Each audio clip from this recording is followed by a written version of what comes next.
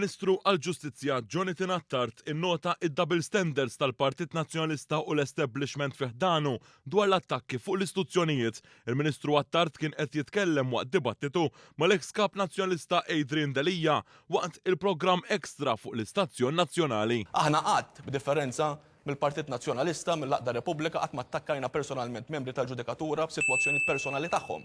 U hemmhekk imbirika ħadd ma jikkummenta għax hemm l-argument ta' selettività fil-kritika, hemm l-argument li jgħidulek li two ways, two measures, jiena ngħid argument ipokrita ta' dawk illi jikkummentaw biss meta ikun il-gvern li esprimu ruħu fuq sitwazzjonijiet bħal dawn.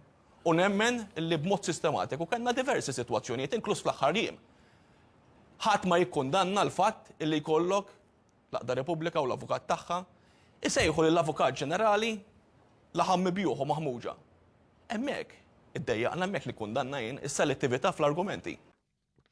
Meta kien mistoqsi dwar l-establishment, l-ex kap nazzjonalista Adrian Delija għalli dik qed jgħidha il-Partit Laburista. Din hija retorika u narrativa tal-Partit Laburista. Dan minkejja li kien Delija nnifsu li lura fi żmien il-konġura kontrih personali fakkar l-establishment jeżisti propju fih dan il-Partit Nazzjonalista fost oħrajn f'Ġunju tal-2019 meta kien għalhekk. Kont wieħed minn dawk illi qatt diversi drabi li hemm establishment fil-Partit Nazzjonalista. Il-ġimgħa l-oħra f'konferenza l-aħbarijiet One News ukoll ġeddidlu il-memorja meta semmalu x'kien qal dwar l-establishment u spiċċa jibla kliemu. Fl-2019 referejt għall-establishment kemm il-darbin tinsemmak il-klips.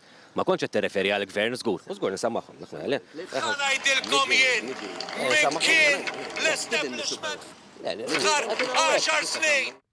Sa dan it-tant, waqt il-programm Extra fuq ix-Xandir Nazzjonali, il-Ministru Attard tkellem dwar id-dubji imqajmin mill-inkjesta fil-konċessjoni tal-isptarijiet mill-Maġistrat Gabriella Vella. Terrorizmu politiku bħala dikjerazzjoni hija fil-kuntest ta' xhur u ġimgħat sħaħ ta' teddid mill-Aqda Repubblika u minn esponenti tal-Partit Nazzjonalista, inkluż lejliet li ġiet preżentata l-inkjesta, ġej Senat Soppardi bassar fuq il-social media tiegħu ara x'ġej u mhux ġej.